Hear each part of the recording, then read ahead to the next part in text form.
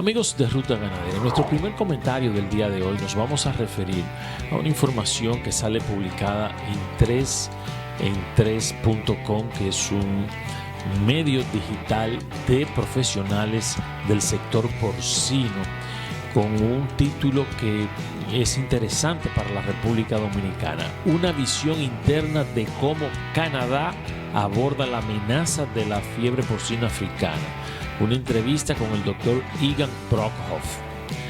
El doctor Brockhoff es asesor veterinario del Canadian Pork Council y ejerce como veterinario en el Prairie Swine Health Service desde el año 2008. Egan enseña medicina porcina en la Universidad de Calgary. Una gran parte de su trabajo se centra en la formación de veterinaria, la prevención de infecciones y el control y mejora de la bioseguridad. Gran parte de su trabajo se centra en la prevención en diferentes áreas. Definitivamente tenemos que hablar sobre la fiebre porcina africana. Dice el doctor Brockhoff: cuando vimos la llegada de la peste porcina africana a China, supimos que la producción porcina mundial iba a cambiar. Hemos visto casos en Bélgica, Alemania y otros países, y prestamos atención a los informes sobre cómo el virus de la fiebre porcina está cambiando el sector porcino. Presencié la entrada de la diarrea epidémica porcina en China y cómo llegó a América del Norte. Tan pronto como la fiebre porcina entró en China, la industria y el gobierno canadiense se comprometieron de inmediato para centrarse en la preparación. El jefe del Servicio Veterinario de Canadá en ese momento, el doctor Jasper Coman, organizó un foro sobre fiebre porcina africana para Canadá, Estados Unidos y México, y repasamos las etapas de planificación y preparación para la fiebre porcina. Estamos orgullosos del nivel de compromiso por parte de la industria y del gobierno y de toda la discusión en torno a la planificación y prevención. Nuestros anteriores estándares de bioseguridad nacionales se emitieron antes de la propagación de la fiebre porcina y de la fiebre epidémica. A medida que obtuvimos conocimientos relevantes sobre aspectos como el riesgo en alimentos y sus ingredientes, se actualizaron dichos estándares y, al mismo tiempo, se introdujo e implementó un criterio de bioseguridad con 4 categorías basadas en diferentes enfermedades y cómo funcionan de manera única sus vías de contaminación. Analizamos cómo podíamos implementar medidas de mitigación para responder a las principales vías de contaminación de la fiebre aftosa, de la fiebre porcina y de la diarrea epidémica, y también el síndrome reproductivo y respiratorio porcino, el PRRS, altamente patógeno. Dividimos nuestros deberes en 4 pilares básicos para la acción basados en fundamentos científicos: planificación de la preparación, mejoras en la bioseguridad, garantizar la continuidad de las operaciones, comunicaciones de riesgo coordinadas. Fíjense que esos 4 elementos fueron lo que ellos establecieron como prioridad para poder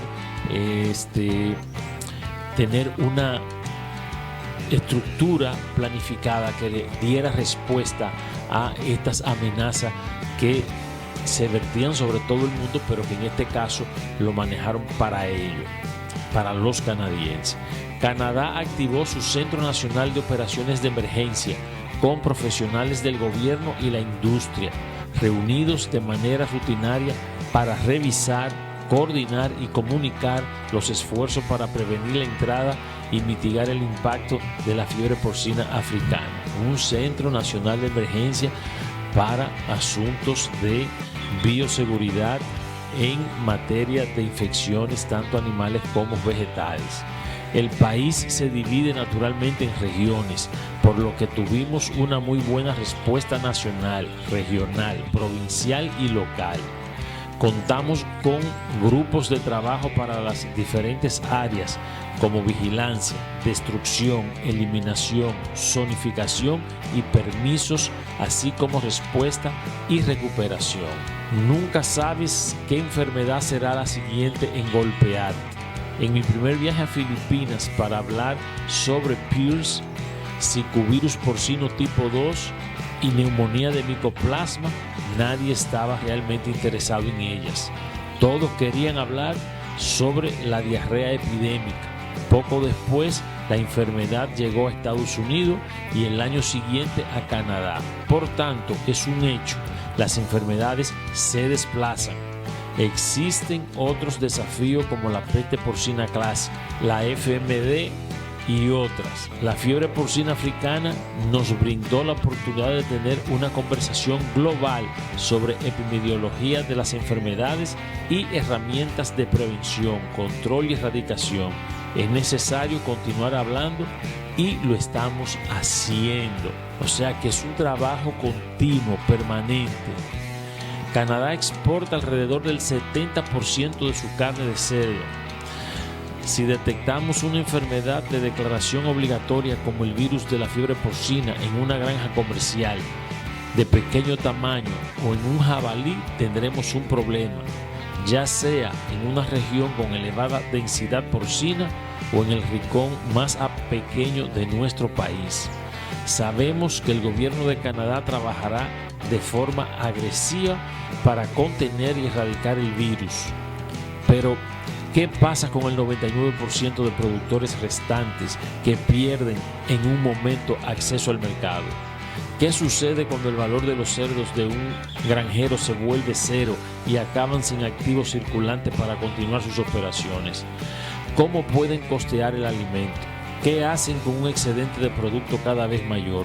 Por tanto, una gran parte de nuestro plan está pensando en ese 99% de granjas. Lo que nosotros advertimos aquí al principio de la declaración de la fiebre porcina en la República Dominicana.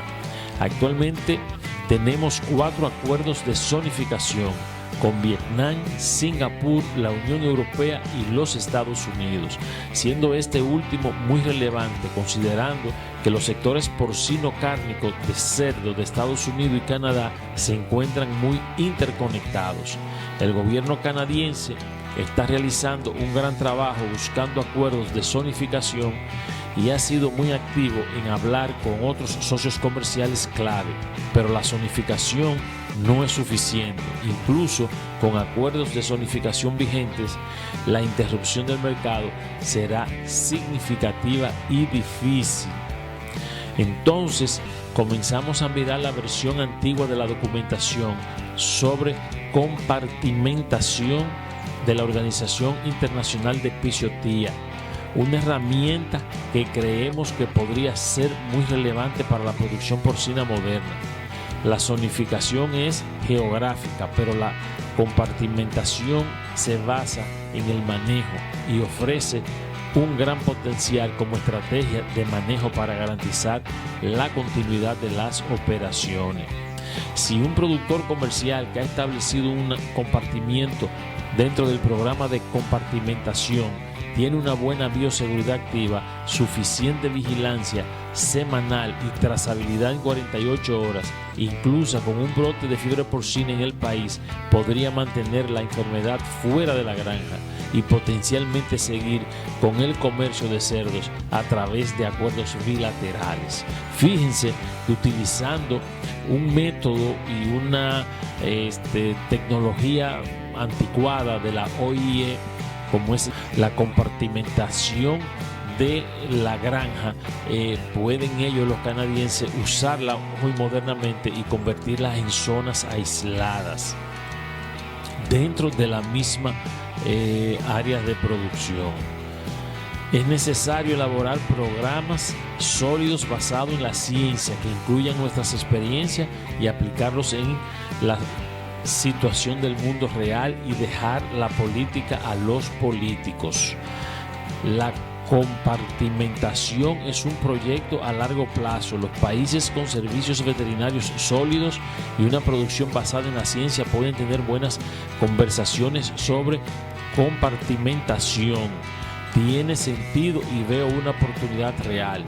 Es una partida larga que nos llevará unos años, pero sabemos lo horrible que es la opción de no hacer nada. Y ahí quiero concluir. Este es un proyecto que puede dar como resultado todo un nuevo sistema de producción porcina que permita dentro de la misma granja tener áreas de distintos niveles para tener cierto aislamiento.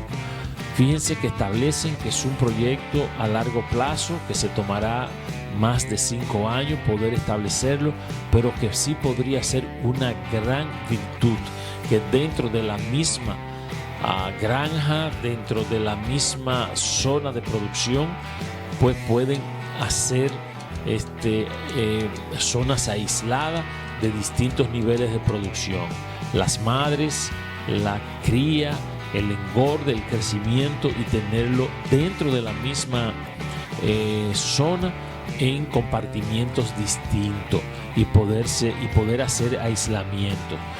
Nosotros también creemos que esto sería interesante. Esto implicaría obligatoriamente tener un área de producción un poco más grande, y entonces podríamos tener un manejo pues más distendido, más holgado, y esto permitiría entonces tener zonas aisladas dentro de un mismo campus de producción porcina.